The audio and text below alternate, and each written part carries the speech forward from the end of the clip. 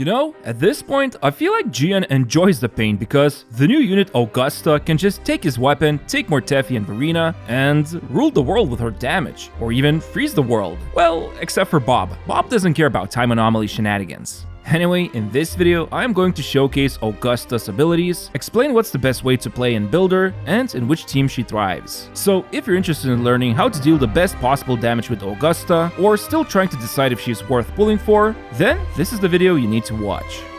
As always, keep in mind, footage shown here is from a test server, so final content and Augusta stats are subject to change. Alright, so in a nutshell, Augusta is primarily just a straight up Electro DPS unit, but she does provide a universal 15% damage amplification with her outro. Plus, she can also apply a little bit of shielding to her teammates and herself. Other than that, her team rotations are very simple due to the fact how her kit works, so at least in this guide, I won't be mentioning any quick swapping team comp strategies because they can actually mess up her own rotations. I mean, basically she's a gladiator that wants to take the glory head on, no distractions. But yeah, with that out of the way, how does she actually work then? Well, for someone who swings a big dumb broadsword, there's a few steps involved in maximizing her damage. And the first important thing we gotta talk about would be her forte. Actually, 3 forte bars. You see, this top bar is called prowess. She can build it up in various ways, and its purpose is to help build up this golden circle bar shown here called ascendancy. Once this circle bar is full, she can trigger this cool skill combo, and then she obtains 1 stack of majesty shown here as these 2 swords. Finally, when she has 2 majesty stacks, her super liberation becomes available, and this is where she can do those crazy and stylish attacks while time is frozen.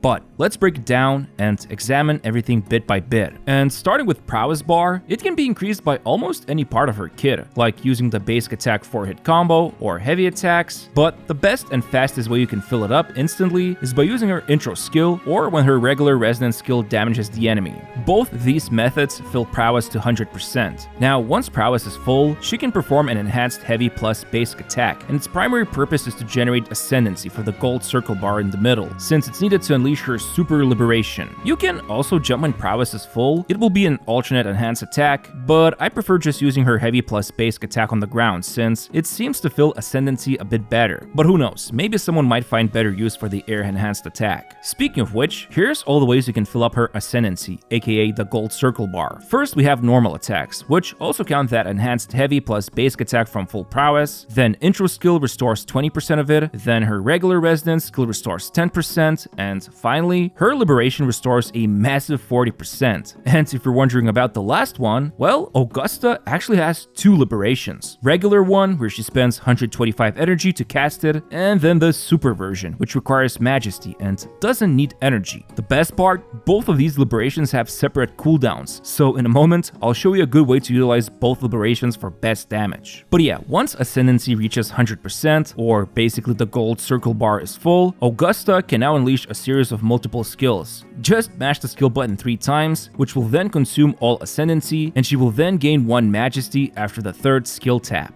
And there we go, now she has 2 majesty. The super liberation icon is now glowing here, ready to be used. But you might be wondering, where the heck did the first majesty come from? Well, it's all thanks to her second inherent skill, which states that she always gets 1 after staying out of combat for 4 seconds. So basically she always starts the fight with 1 stack. The other way she obtains majesty is after casting her outro. The next character you swap to, if they cast their outro before Augusta's 14-second outro buff runs out, they will grant her 1 majesty. And this is where I want to make it very clear. If you swap out before unleashing that character's outro, the opportunity to gain majesty disappears. And this will literally break Augusta's entire rotation because gaining 2 majesty with just Augusta is super slow. So whatever you do, do not swap out after doing Augusta's outro. Make sure this next character has full concerto and performs their outro to help Augusta gain that majesty. Or look at it this way. At start of combat, first majesty is always provided, and then after her first rotation, the first majesty should always be obtained by the next unit you swap to after Augusta. Now, she also gains Crown of Will's buff from her inherent skill and outro, same way as she would gain majesty. This is a small but nice 15% electro damage buff, and at S0, she can only have 1 stack at most, but later on in sequences section, I'll talk about Crown of Will's more. Oh, and also, her first inherent skill grants her a small shield after she deals damage. Usually it's gonna be around 700 to 800 HP thickness. It doesn't stack, so primarily I just treat it as a small bonus, but it's mainly there to utilize her new Echo set and signature weapon. Okay, back to her super liberation. So, with 2 Majesty, you specifically need to hold down the liberation button to start it, and then she enters Sworn Allegiance state, which will freeze time, including things like Tower of Adversity timer and cooldowns. However, there is a weird drawback to this time stop. Apparently, things like Furloa's puppet deployed off-field will be frozen in time too, and after the super burst is over, it will disappear. Same goes for Chacona. She's not usable with Augusta, but I'm just trying to show you that some of these off-field things do not function with time stop. Doesn't seem to stop NPCs at least, which is pretty funny. But anyway, back to Super Liberation. Once casted, now you can spam her basic attack by doing these really cool slashes, and you'll notice she keeps filling up this new Forte bar that showed up. But essentially, once it's full after spamming the attacks, either hold down the Liberation button, or it will be casted automatically shortly afterwards, and she will then deliver the final, most powerful attack in her kit. Pretty nice. It's also funny how she can walk on water during it. Also, after her Super Liberation, anyone in the team who casts their intro skill will obtain a small shield, usually hovering around 1.4k HP. So again, treat it as a little bonus at best. But yeah, that's pretty much how she works. Here's a little overview of her playstyle, but to put it simply, whenever she has max prowess, use her enhanced heavy plus basic attack to fill up Ascendancy, and then once Ascendancy is full, tap her skill 3 times to obtain the second Majesty, and hold down her Liberation to unleash the super version of it. Now, when looking at her rotations, you can go for something like this. Start with her intro and echo skill, immediately follow up with the enhanced heavy plus basic attack, then use the skill, followed by regular liberation, then yet again do one more enhanced heavy plus basic, and by now, she should have enough Ascendancy to tap her Forte skill 3 times. After that, obviously hold down liberation to cast the super version of it, spam basic attacks, unleash the finisher, and use echo once more if possible and swap out. Still, I would say because of the chaotic nature of combat and the fact without S1, Augusta can be interrupted when using her Forte skill to obtain Majesty, it's not like you can perfectly execute this every time, but the basic rotation shown here is quite good for maximizing her damage. And keep in mind, with max prowess, you can also unleash enhanced attack after dodge counter. Alright, enough about the kit, let's talk about her build options. Okay, first things first, the majority of Augusta's damage is treated as heavy attack damage, so keep that in mind when I'm evaluating her weapons, teammates, and echoes. I would also recommend following this ability leveling priority. Focus on Liberation first, then Forte, then Normals, and finally Skill and Intro.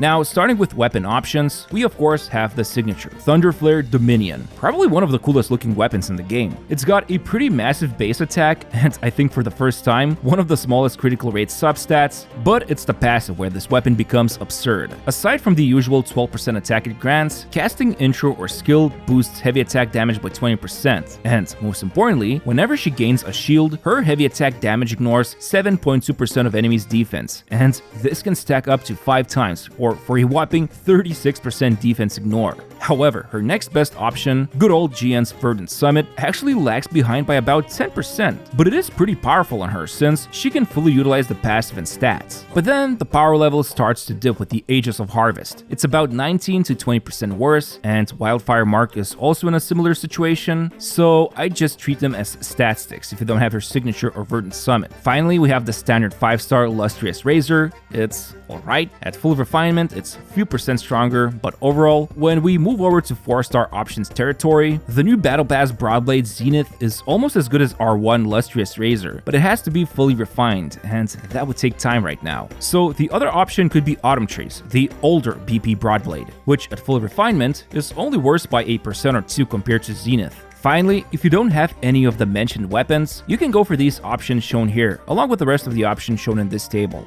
But moving over to Echoes, the new 3-piece set Crown of Valor is going to be her best in slot option. In total, it provides 30% attack and 20% critical damage, as long as she keeps gaining shields, but it will be super easy to obtain all 5 stacks. And as for the 2-set option, Void Thunder is roughly 1 or 2% better than Lingering Tunes, so just use whichever has best substats. Or you could also go for Moonlit Clouds 2-set, since she does need a little bit of energy regen, unless you obtain enough of it from the substats. But Regardless, you should use the new False Sovereign as the active Echo, since he gives 12% Electro and heavy damage boost by default. However, since this is a new set, you could in the meantime equip her with a full 5-set Void Thunder. It is about 10 to 12% worse than her best in slot Crown of Valor and Void Thunder combo, but it's still good enough while farming for the new set. And then, as usual, when it comes to main stats, 4-3-3-1-1 is the recommended loadout. 4 costs should be crit rate or crit damage, depending on which weapon she's equipped with. 3 costs should be electro damage, and 1 costs, you've guessed it, attack percent. Still, if you're having bad luck with echoes like I usually do, it is possible to go with 4-4-1-1-1 loadout when using something like Crown of Valor and Void Thunder sets, but this usually ends up about being 5 to 7% weaker than 4-3-3-1-1. Finally, subset priority is shown here, nothing new here. Focus on critical rate and damage, then attack percent and heavy attack damage, and then as for energy regen, try to obtain at least 15 to 28% by either utilizing Moonlit 2 set or substats, since it is important that Augusta casts her regular liberation every rotation. And yeah, other than that, if you get flat attack, it's fine as a last priority.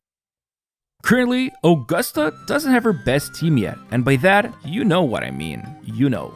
This might be my worst dad joke yet. Anyway, Yuno is going to be a powerful teammate for her, but that doesn't mean Augusta doesn't have good options right now. In fact, they are pretty sweet. My favorite one so far is the GN 2.0 team without GN. Yes, the classic Mortefi plus Verena or Shorekeeper comp works like a charm here. Augusta can easily utilize Mortefi's heavy attack boosting, although due to how the cooldowns align in this team, you'll need to do another heavy attack or 2 with her to align with Mortefi's cooldowns. You can also kick out the red-haired nerd from the team and accept the red-haired queen, Yinlin. She is also quite good with Augusta, but just like Mortefius, her cooldowns are a bit short. You can also run her in a dual DPST with Carlotta, but with the assumption you will swap to Carlotta after Augusta, so she can take advantage of that 15% damage amplification. Finally, while this team has a bit of a limiting synergy due to the way Augusta's Super Liberation removes Froloa's puppet from the field, it's still one of the better teams since Froloa can still unleash her super intro, regardless of what happened to her poor puppet, and provides heavy attack amplification. Just keep in mind, the new Echo, False Sovereign, only counts once towards Echo casting for Frolova, even if you casted him multiple times with Augusta.